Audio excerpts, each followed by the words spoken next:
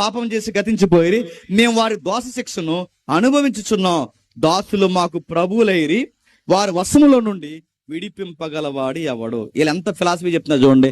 మా అయ్యలు చేసిన తప్పులకి చెప్పండి బాధలు మేము అనుభవిస్తున్నాం అంటే ఇది న్యాయమైన మాటేనా? ఇది న్యాయమైన మాటేనా? మా అయ్యలు చేసిన తప్పులకి మేము అన్యాయం అనిపిస్తున్నాం, కష్టం అనిపిస్తుంది. న్యాయమైన మాట? ఎందుకు న్యాయమైన మాట కదా అంటాను చెప్పనా?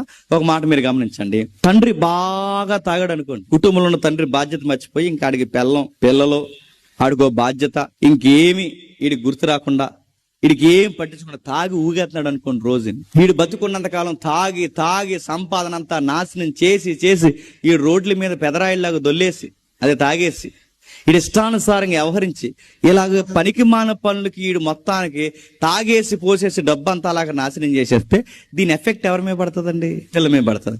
ఇప్పుడు సీరియస్గా మా నాన్న తాగేసి ఆడు పాడైపోతే వీడి గర్భాన్ని పుట్టినందుకు నా బతుకు ఇలా తయారైందని నువ్వు అనకూడదు. ఎందుకు చెప్పనా?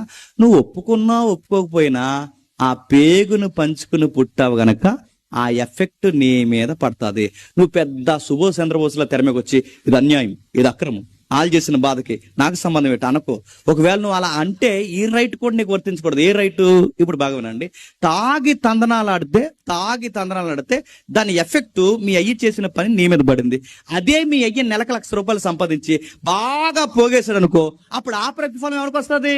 నీకు వస్తుంది. అప్పుడు నోరు లేగదు నీకు. అప్పుడు నోరు లెగిస్తుంది, అప్పుడు నోరు లేగదు. అంటే అయ్యి బాగుంటేనేమో లాభాలన్నీ తీసుకుంటావు, అయ్య బాగోకుండా నష్టాలు తెస్తే ఆ నష్టాలు నాకు సంబంధం లేదంటావు. ఇక్కడ నోరు లెగిసినప్పుడు అక్కడ కూడా నోరు లెగాలి. ఇక్కడ నోరు లెగలేనప్పుడు చెప్పండి అక్కడ కూడా నోరు లేవకూడదు. మీ అయ్యలు సరంబీలేసి మక్కులు పీకల దాకా మెక్కి ఆ డొక్కలు ఎగరేసుకుని తిరిగినందుకాలం యెహోవాని మనం మర్చిపోయామని అప్పుడు అన్నారా? మన సుఖం బాగా పెరిగినప్పుడు నాన్న ధర్మశాస్త్రం మర్చిపోయాం, ప్రార్థన మర్చిపోయాం, మనకు ఒక దైవ సేవకుడు మనం హెచ్చరించేవాడు ఇలాంటివన్నీ లేకుండా ఏంటి పూర్తిగా ఆధ్యాత్మిక జీవితం చచ్చిపోయిందని అప్పుడు అన్నారా? యవనస్తులు అప్పుడు అనలేదు. ఎప్పుడు వీళ్ళకి ఫిలాసఫీ వచ్చేస్తుంది, శ్రమ వచ్చిన వెంటనే మా పెద్దోళ్ళు ఏదో చేస్తే మేమేం చేసాం అంటారట. ముందు అప్పుడు లెగాలి మీ నోరు. ఎప్పుడు గుర్తుపెట్టుకోండి, మాకు సంబంధం లేదనకండి. సంబంధం ఉన్నా ఉండకపోయినా వాడికి పుట్టావు గనక దాని ఎఫెక్ట్ ఖచ్చితంగా మొయ్యాల్సిందే. అందుకే అడుగుతున్నాడు, మా పితరులు చేసిన దోషాలకి మేమేమైపోయాం? దాసులమైపోయాం, భరించలేకపోతున్నాం. చివరికి ఎడారి జనుల ఖడ్గం వల్ల మా ప్రాణం తెగించి మా ధాన్యమును తెచ్చుకొనుచున్నాము. మహాక్షామల మా చర్మము పొయ్యిలో నలుపెక్కిపోయిన. శత్రువులు సీయోనులోని స్త్రీలను చెరిపేశారు, యోధాపట్నంలో కన్యలను చెరిపేశారు, చేతులు గట్టి అధిపతుల్ని బహిరంగంగా ఉరి తీసి పడేశారు. వారు ఎంత మాత్రం పెద్దల్ని గౌరవించలేదు.